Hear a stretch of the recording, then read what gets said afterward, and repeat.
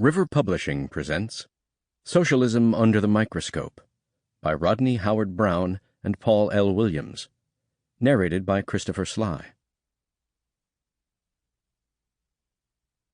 To the students of River University who have been educated to safeguard the promise of America.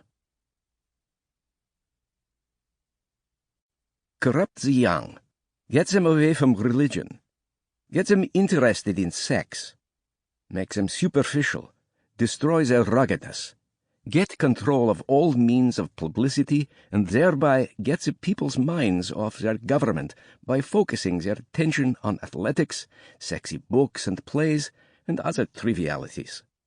Divides the people into hostile groups by constantly harping on controversial matters of no importance.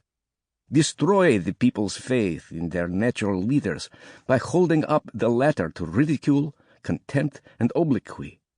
Always preach true democracy, but seize power as fast and as ruthlessly as possible. Encourage government extravagance, destroy its credit, produce fear with rising prices, inflation, and general discontent.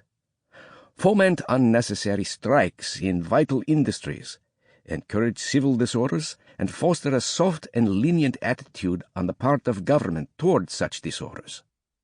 By specious argument, cause the breakdown of the old moral virtues, honesty, sobriety, continence, faith in the pledged word, ruggedness.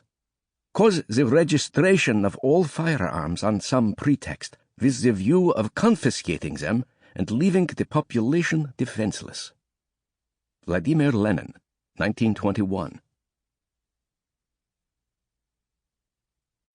A message to the listener.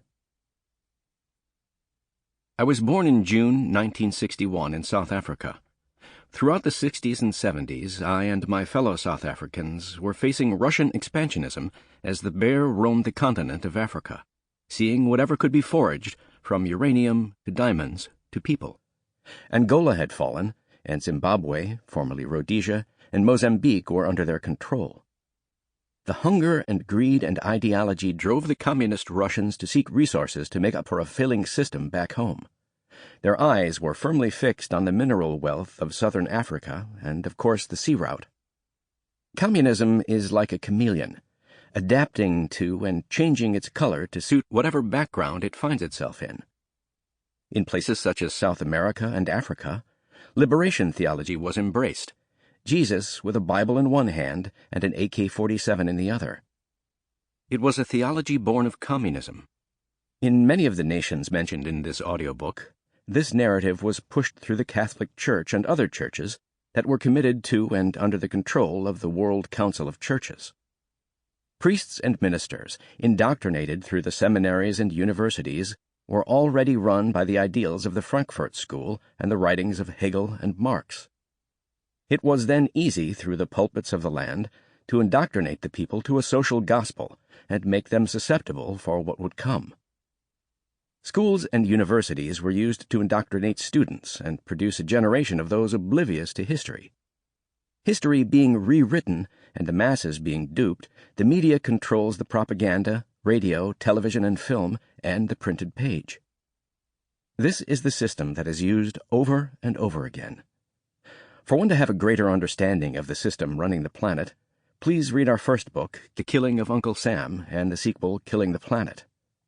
Remember, capitalism funded socialism. Socialism is the starter to the meal before the main course of communism takes full control. The people have to be sold to buy in. Disarmament is next, so the population is a sitting duck to a hidden agenda. Population control from the cradle to the grave. Commerce, education, agriculture, medicine, and religion are all under the government's control as rights and freedoms are taken away and individuality is removed. It's all about the collective. The government becomes the nanny, telling you where to live, how much you can make, and what your dreams are supposed to be. This system is sick, a failed ideology.